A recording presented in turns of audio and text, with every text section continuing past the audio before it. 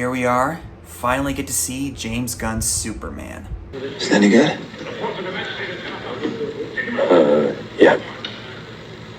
It's a real corker. Superman is in his third year as a crime fighter in Metropolis, fighting against his arch nemesis, Lex Luthor. But he learns certain details about his heritage that he has to reconcile with. This is our first solo Superman film in 12 years since Man of Steel by Zack Snyder, which was pretty polarizing. It had its fans, but generally speaking, the excitement after its release wasn't really there. And of course, the rest is history with the DCEU and how all that turned out. But here we are with the DCU, the DC universe, under the leadership of James Gunn, who brought us the Guardians of the Galaxy trilogy for the MCU and The Suicide Squad, the sequel to the original Suicide Squad from 2016. I'll admit, I was a little unsure of how James Gunn was going to handle Superman. In my mind anyway, he's portrayed to be very serious with some lightheartedness to him, as far as his sense of humor goes. I wasn't really sure how that style was going to translate to the Superman lore. But seeing the trailers, it made me realize that maybe we might actually be in good hands with James Gunn. He was able to prove himself in the MCU with the Guardians of the Galaxy, and he also has a certain style that people gravitate towards, or a sense of authorship. Maybe not aesthetically necessarily, but as far as his writing and his style of humor. As I alluded to earlier with the Guardians of the Galaxy, I thought, okay, that worked there, but how are you gonna carry that over into Superman? Are you gonna really go full bore with that, or are you gonna go with a different approach? And I'm very happy to report that his solo Superman film is really worth the wait. This is probably the most fun, colorful, and campy comic book film I've seen in a long time. A lot of people have pointed out this is very similar to the Sam Raimi Spider-Man films, the first two anyway. I would say, yeah, that's a fair observation to make.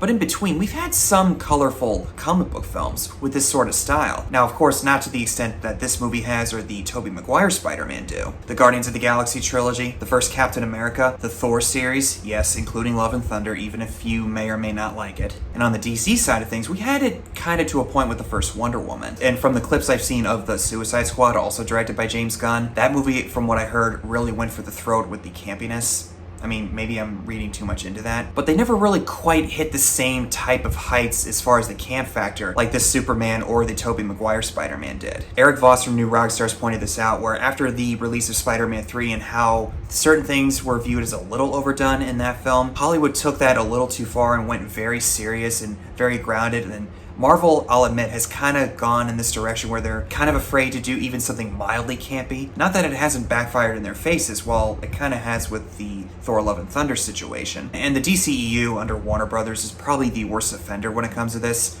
All you have to do is watch the Batman v Superman. Theatrical cut, ultimate cut, doesn't matter. You can like those movies all you want, but it's pretty clear at a certain point in time, Hollywood was too scared to really go into the camp territory. Now, not everything has to be colorful and campy, but also not everything has to be dark and gritty either. I'm of the belief that you can have both, and there's a certain line that you have to ride on. Where do you draw the line? Well, obviously that's up to the individual and what the personal taste is of the said audience. Maybe there's certain moments here and there where it does go a little too far in a few places. In this case though, I think they found the right blend of that. To go off the colorful tone, the production design of certain places like the Fortress of Solitude, the way Metropolis looks, it fits the heightened reality that James Gunn is going for here. Not many entries in the genre have this feel, but very similar to the Richard Donner Superman and even Sam Raimi's Spider-Man.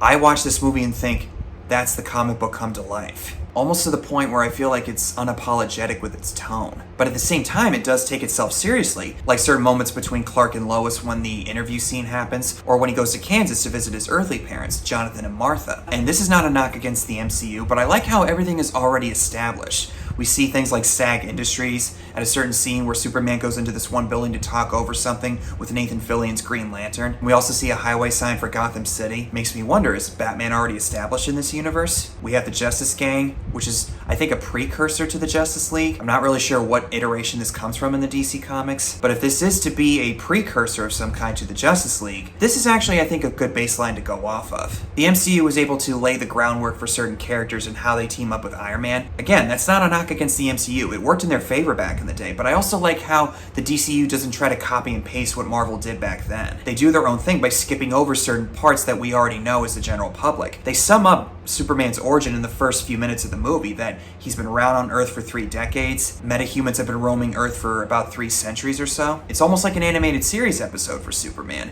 It jumps right into the action, doesn't waste any time, gets right to the point. It's a very similar approach that other comic book films have taken with certain characters, like the Batman by Matt Reeves 3 years ago, and even the MCU Spider-Man with Tom Holland. With both of those characters, they've skipped over the origins, because how many more times can you share that same story over and over again? Unless you want to show it in a different light, or you have something specific that you want to talk about from that. I wouldn't have been opposed to seeing the origin in maybe like a flashback sequence, or maybe just a brief image of some kind, but at this point, we already know he comes from the planet Krypton, how he discovers himself with his powers, raised by his adopted parents. There's really no need to rehash those same tropes again. As for the musical score by David Fleming and John Murphy, more or less recycles what we heard from John Williams' original theme. I would have liked it to have some sort of variety to it. I don't care. What I do like, though, is it has more of a rock and roll feel to it, and it fits with the punk rock thing that Superman talks about, and how he feels more punk rock in comparison to some of the other superpowered beings in his universe. Even at one point when he goes back to his house in Smallville, we see a poster for some punk rock band in his old bedroom. Not exactly something that I had in mind for Clark Kent, but what do I know?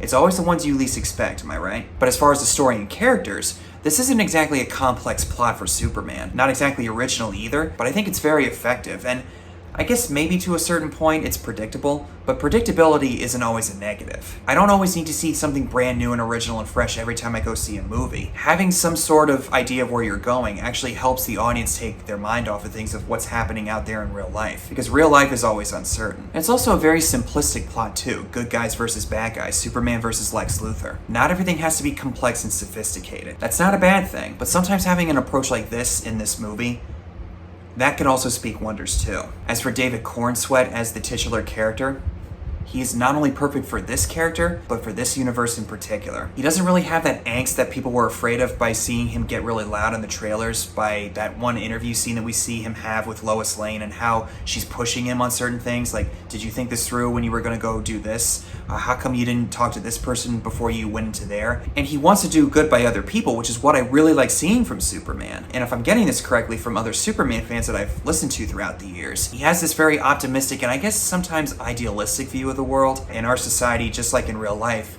views that as a negative, and it's very cynical, and sometimes it actually drives him crazy.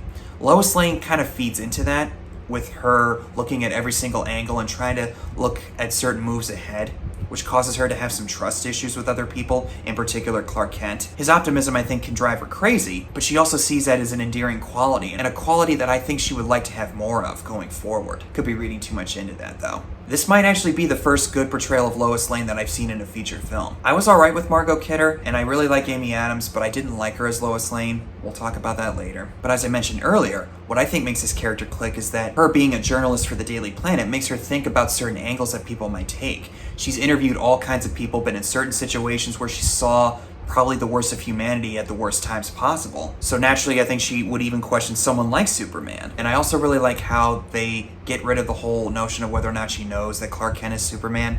Because the only time we really see Clark Kent as the bumbling, unassuming journalist of the Daily Planet is in the first act of the movie. And most of the time when we see Superman, it's just him as Superman. And even when he's Clark Kent, he's basically the Superman persona. Perhaps in the sequel they could explore how he's able to try to deflect suspicion as Clark Kent. I mean, we all know it's not just his glasses, but it's his personality that he puts off, so that way nobody would assume that he is heroic. But I am curious to see if they do explore in the future how would he be able to hold that persona for very long. But let's talk about Nicholas Holt's Lex Luthor. As far as portrayals of Lex Luthor, feature film or television, the only one that I could say that I kind of really liked the best up until now was Gene Hackman. I mean, for the time period that those films came out, and Gene Hackman added a lot of good humor to it, but it wasn't exactly something that I would consider to be a villainous portrayal of Lex Luthor. I mean, he's basically a conniving villain in the comics, and then they made him a cunning billionaire who wants power and wealth and uses certain resources to paint Superman in a bad light in order to defeat him. Like I said, I was alright with Gene Hackman. Kevin Spacey in Superman Returns, not so much. Jesse Eisenberg in the DCEU?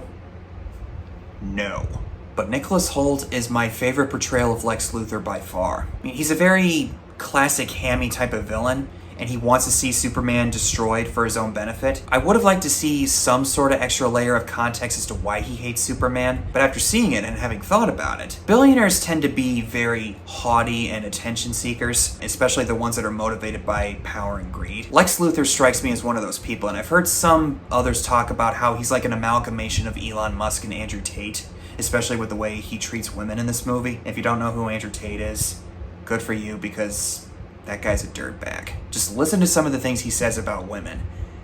It literally made me want to throw up, but neither here nor there. But when you have someone like Superman who shows up in Metropolis and is taking all the attention away from you, if I'm looking at this from the perspective of Lex Luthor, I think naturally someone like him would be jealous and want to see somebody who's everything that he isn't be brought down. And he's also trying to capitalize on this conflict that's brewing elsewhere across the globe. And he uses it in order to smear Superman in a bad light so that way he can get all the power that he wants by profiting off of this conflict that Superman actually got his hands in, or at least tried to stop it anyway. I mean, it's not really a spoiler, you heard about it in some of the trailers. I don't really feel like I'm giving too much away, but on that note, I do have to put in this mild spoiler warning in case you don't want to know what happens. I'm not going to cover absolutely everything, but there's one aspect that I want to discuss. If you don't want to know, just skip to this timestamp. Basically what happens is that Superman likes to listen to this old recording from his parents, Jor-El and Lara. Jor-El, by the way, is played by Bradley Cooper in this message. That was a really big, like, what? But the rest of the message was tampered with in transit, and Lex Luthor gets the actual message to surface,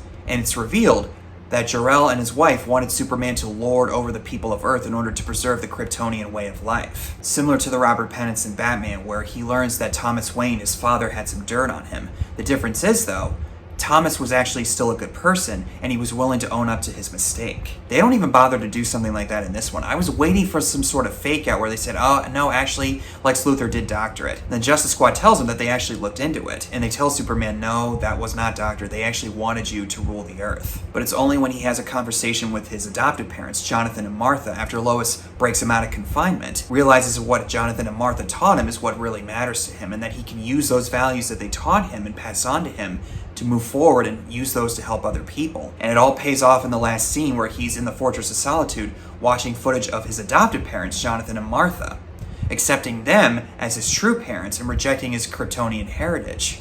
Does that remind you of anything? He may have been your father, boy, but he wasn't your daddy.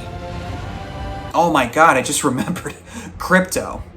The dog that Superman has, which is technically not his dog, it's actually the dog of his cousin, Supergirl, who does make an appearance in the ending. Just like Goose the Cat and Captain Marvel, Krypto is a scene stealer in here, and he is just absolutely adorable. As a dog person, I was laughing it up and had a huge smile on my face every time he was there. There is a moment, though, where Lex Luthor's henchwoman breaks into the Fortress of Solitude and smacks Krypto around on the floor. Apologies for the profanity, but I literally said when that happened, you little bitch. Guy Gardner, played by Nathan Fillion, is a scene stealer and has some of the greatest laughs. I like seeing Hawkgirl, played by Isabella Merced, and obviously, as a Last of Us fan, I went, Dina! Dina! Oddly enough, Nathan Fillion looks like he's a Vulcan from Star Trek. That haircut especially. I'm surprised that he didn't have pointy ears. Not exactly logical. What's the matter with me? I did really like Eddie Gathegi as Mr. Terrific and how he uses his tech to get into certain areas, and his seriousness versus the more lighthearted feel that Superman has. It's a nice little contrast between the two. And also this sense of humor that Superman has, I really like seeing, and moments that we saw in the trailers that were out of context. I know some people were worried about that, but when you see it play out in the actual movie, it actually really fits. And it kind of proves George Costanza wrong about something. I think Superman probably has a very good sense of humor. I never heard him say anything really funny. Why would that one area of his mind not be affected by the yellow sun of the earth? I don't know, but he ain't funny. Sorry, George, but I beg to differ. And yes, there are 2 post-credit scenes, but without any specifics, they're not really big spoilers or anything. It's not like an MCU post-credit scene or mid-credit scene. Just little extra things they throw in there. If I'm getting the details right, we are going to get a Supergirl movie within the next year or so. I'm curious to see how that goes. I don't know anything about Supergirl. I know there was a TV show on CW with her, played by Melissa Benoist. I'm not sure how to say her name. I am curious to see who's going to play Batman, if that's what they're going to do. I highly doubt that they're going to bring Robert Pattinson's Batman into this timeline because the tones are very different from each other. Wonder Woman, Aquaman, Cyborg, the Flash. There's a lot of ways that they could do this. I mean, we already have the Justice Gang involved. I mean, and if the Easter eggs are any indication, there's obviously going to be more stuff. And it might be some sort of healthy competition that the MCU needs, and I want to see the MCU succeed, even if most people have written it off by now and they're putting all their eggs in one basket over here. Let's not get too carried away, guys. There's still a lot of other ways it could go wrong, but there's a lot of ways it could go right too. Let's just take it one step at a time. Nevertheless, though, I am curious to see where this goes. So all in all, James Gunn's Superman is a really good time. Maybe not exactly a great movie, but similar to the Sam Raimi Spider-Man, where it's just a really fun time at the movies and a very effective emotional tone that Superman needs. I still maintain that the Richard Donner Superman from '78 is the best one involving the character. I'd have to think about it, but I might actually put this up there with it. If anything, this movie actually made me buy this shirt. That should probably tell you something. So that's all I have for you guys. Thank you so much for watching. Comment below and tell me what your thoughts are on this movie if you've seen it. Hit the like and subscribe buttons if you'd like to see more from me. And as always, see you in the next one.